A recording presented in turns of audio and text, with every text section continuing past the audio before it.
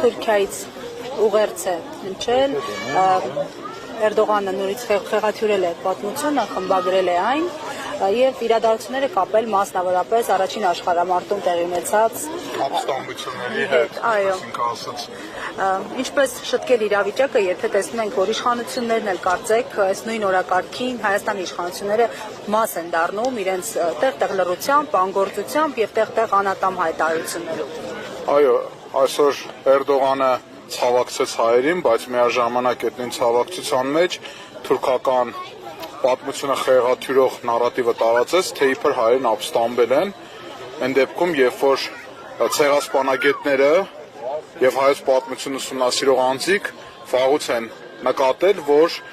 հայերին կոտորում էին Հայաստանի բոլոր մասերում, անկախ այդ մասերը մոտ են ճակատին, թե չէ։ Ավելին, այն հատվածները, որոնք մոտ էին ճակատին,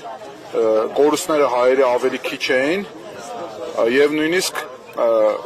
ընդհանուր քանակական առումով խոր թիկունքային շրջանում կորուստներն ավելի շատ են, այսինքն թուրքական այդ թեզը հենց միայն դրանով արդեն իսկ շղթվում է,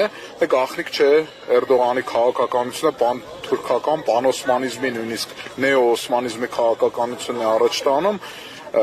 գաղտնիքը հետեւյալում է, մենք կարող ենք հավերժ այսպես ծաղիկներով գալ եւ իրոք պետք է գանք, բայց պետք է մենք հզոր պետություն եւ պետականություն ունենանք, երբեք կրկին չի լինի սկզբունքով, ինչպես հրեաներն ունեն։ Հիմա լացը հավերժ է, սուքը հավերժ է, եթե չկա պայքար, հանրահայտ խոսքն է եւ մենք պետք է պայքարենք եւ ուժեղ պետականություն ունենանք։ Սա է գաղտնիքը։ Հիմա հրեաները պայքարել են, ունեն ուժեղ պետականություն եւ իրենց ազգային ու պետական շահերն առաջ են մղում։ Քաղաքական թեմաների այսօրով բնականաբար չի ուզենա շատ անդրադառնալ,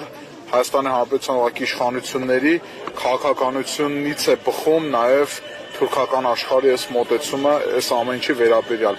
Ես ուղղակի այսօրով մի բան կցանկանամ, որ հիշելով մեր անմեղ զոհերին մենք